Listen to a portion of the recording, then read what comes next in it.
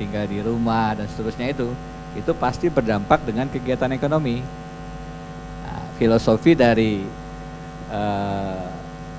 apa yang postulat hukum tadi, kesehatan rakyat adalah hukum yang tertinggi, maka kegiatan-kegiatan ekonomi, warung-warung, mal-mal, bahkan tempat-tempat ibadah akhirnya kan tutup dulu sementara. Itu pendekatan yang lebih mengedepankan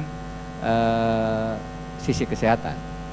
Tentu akan ada yang mengatakan tidak bisa terus begini, ekonomi harus dikedepankan juga, maka ada yang kemudian sekarang muncul new normal. Normal baru yang kata Presiden Jokowi, kita harus berdamai dengan virus corona. Akhirnya itu mengurangi kesehatan masyarakat sebagai hukum tertinggi tadi. Karena kalau kita berdamai, tentu resiko terpapar, resiko tertular itu lebih tinggi. Apakah kalau tidak berdamai itu jadi yang pihak corona tidak menyerang kita, kita tidak menyerang pihak corona, begitu bisa nggak? Ini nggak kayak gencatan senjata ini ya. Ini perangnya relatif satu arah ini. Kita diserang tapi kita belum tahu bagaimana cara menyerang karena belum ada, Pak Dokter ya, belum ketemu vaksinnya. Jadi ini nanti biar ahlinya yang menjelaskan. Tapi memang tidak mudah untuk mengambil keputusan kebijakan berhadapan dengan situasi pandemi semacam ini. Selalu ada plus minusnya. Pada titik itulah dibutuhkan leadership. Pada titik itulah dibutuhkan kepemimpinan. Kepemimpinan itu bukan mengambil kebijakan pada masa muda. Itu setiap orang bisa. Kepemimpinan itu, leadership itu diuji justru pada masa-masa sulit. Masa sulit yang sekarang kita hadapi ini di depan mata. Dan pasti pengambilan keputusan semacam ini tidak akan memuaskan semua orang. Nggak akan ada itu keputusan yang semuanya kemudian sepakat dan setuju. Disinilah leadership diuji, disinilah kepemimpinan dibutuhkan. Momen-momen sulit semacam corona inilah kita harus mempunyai panutan kebijakan yang ditetapkan dengan tegas, dengan baik, dan semua kemudian patuh karenanya. Oke, kalau jadi enggak, memang nggak pernah efektif. Kalau saya diberi kesempatan untuk ngambil kebijakan, tentu ini kita berandai-andai, tapi tidak bisa dua sisi itu kemudian ekstrim. Kalau mau ekstrim, oke, kesehatan utama, itu harus tegas betul. Kalau memang mau di rumah betul, laksanakan betul, PSBB betul. Artinya kalau ada yang keluar yang memang tegakkan hukumnya sehingga efektif betul dalam jangka waktu selama PSBB kita menghentikan penularan virus corona. Jadi kalau kita betul-betul ingin melaksanakan, mengedepankan kesehatan, laksanakan aturan-aturannya, yang melanggar diberikan sanksi sehingga efektif. Kalau kita melaksanakannya separuh jalan, kesehatannya tetap menular, ekonominya ambruk. Oke. Jadi nggak akan ada dampak yang kita harapkan. Jadi tindakan-tindakan ini maksud Prof ini masih tanda tanya besar. Ini saya lihat yang sekarang dilaksanakan, satu sisi kita misalnya melaksanakan PSBB, tapi PSBB-nya pun tidak ketat. Begitu. Oke, kalau Prof. kita lihat di Banjarmasin, di Banjarbaru, maka pelaksanaan PSBB itu pro forma saja. Tidak dengan tegas dilakukan sehingga ekonomi mati, virusnya tetap nyebar juga. Pertama, kalau kita lihat Perpu nomor 2 tahun 2020 yang sudah disahkan menjadi undang-undang nomor 2 tahun 2020. Waktunya itu diatur Desember. Tetapi bisa ditunda jika persoalan Covid dianggap belum selesai.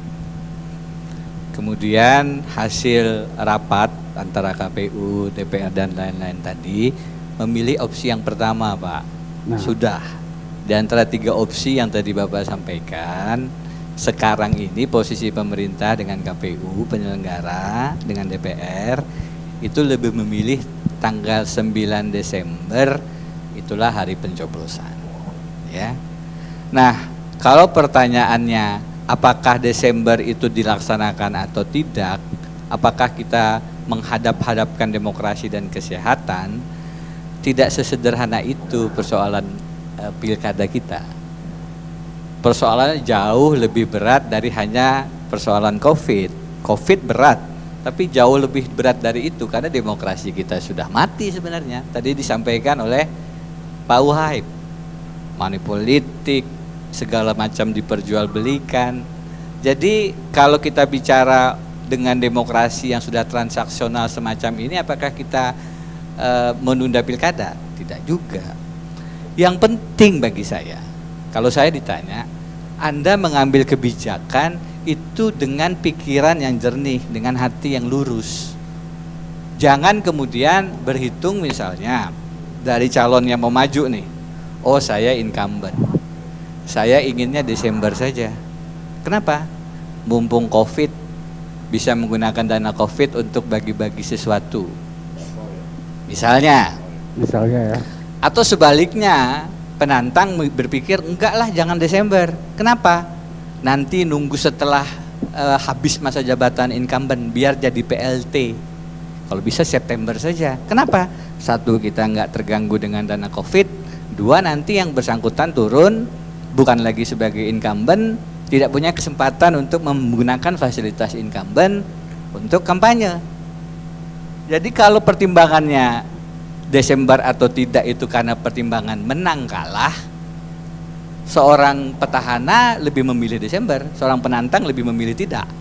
Kalau saya melihat, kalau sekarang ini dihitung masalah corona kapan selesai, agak sulit nih. Teman-teman yang menghitung silakanlah.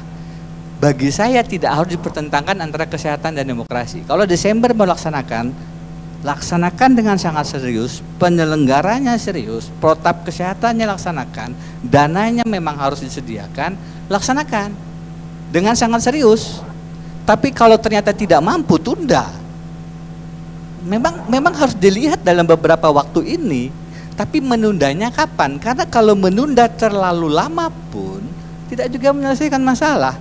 Begitu habis masa jabatan kepala daerah, mereka ini kan gugus depan untuk menyelesaikan persoalan COVID. Mereka yang kemudian mempunyai mandat berdasarkan Undang-Undang 2 tahun 2020 untuk menggunakan dana-dana itu, bahkan tanpa harus berkonsultasi sebagaimana biasanya dengan perwakilan rakyat DPRD. Jadi ada luar biasa kewenangannya di Undang-Undang COVID ini. Kalau kemudian itu lewat, sama saja kita mungkin merasa kesehatan dikedepankan dengan tidak melaksanakan pilkada bulan Desember, tapi tidak ada kewenangan yang bisa bikin keputusan kalau keputusan strategis ya. Kalau kemudian tidak ada gubernur, bupati, wali kota yang definitif. Jadi jangan kemudian diperhadap-hadapkan ini antara Desember dan ditunda, karena sama-sama buah si malakama. Karena itu dalam mengambil keputusan yang sulit semacam ini, pemimpin harus nggak bisa memilih mana sih yang paling bagus, nggak ada. Ini nggak ada yang salah satu benar, satu salah, bukan. Dua-duanya punya nilai plus dan minus. Ambil keputusan yang paling sedikit mudaratnya, bersihkan hati. Jadi jangan seperti tadi, ini saya menang nih kalau Desember aja lah. Oh saya kalah kalau Desember, tunda sajalah. Kalau begitu pertimbangannya, menurut saya kurang tepat. Kalau begitu pertimbangannya, saya lebih memilih tunda. Kalau pertimbangannya menang kalah, tapi saya ingin Desember nggak apa-apa dilaksanakan. Nah Prof, tadi ada pernyataan saya ingin ditunda, pasti ada kalkulasi politik. Beberapa teman-teman calon-calon kepala daerah itu sudah menghubungi saya untuk sama-sama minta penundaan, minta agar pelaksanaan bulan Desember itu diuji materi di Mahkamah Agung. Kalau nanti keluar peraturan KPU-nya mengatakan laksanakan bulan Desember. Kenapa? Sulit nanti, kita berhadapan dengan sembako dan lain-lain ini. Jadi pertimbangannya menang kalah. Walaupun secara hukum kemungkinan itu bisa menang, karena teksnya bunyi begini. Ditunda jika, persisnya harus dibaca undang-undang, tapi substansinya adalah tidak dilaksanakan bulan Desember, ditunda jika persoalan COVID belum dapat dituntaskan. Jadi kemungkinan Desember tuntas itu sih kecil kemungkinannya. Artinya kalau peraturan KPU muncul bahwa pelaksanaan pencoblosan bulan Desember, itu bisa dihadap-hadapkan dengan Undang-Undang 2 tahun 2020 yang mengatakan loh, belum tuntas loh persoalan COVID. Jadi peraturan KPU yang minta 9 Desember itu bisa dikatakan bertentangan dengan Undang-Undang 20. Bisa menang ini teman-teman yang menguji ini, dan kekhawatiran teman-teman ini adalah dana-dana COVID digunakan untuk kampanye. Karena itu menurut saya bukan ditunda, tapi yakinkan bahwa pelaksanaan dana COVID itu betul-betul untuk COVID. Mau ditunda kapan?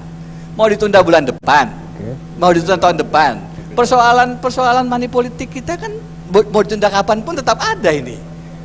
Jadi persoalannya bukan penundaan, tapi bagaimana kita melaksanakan dengan istiqomah, dengan konsisten penegakan hukum kita, etika politik kita pada saat bicara demokrasi.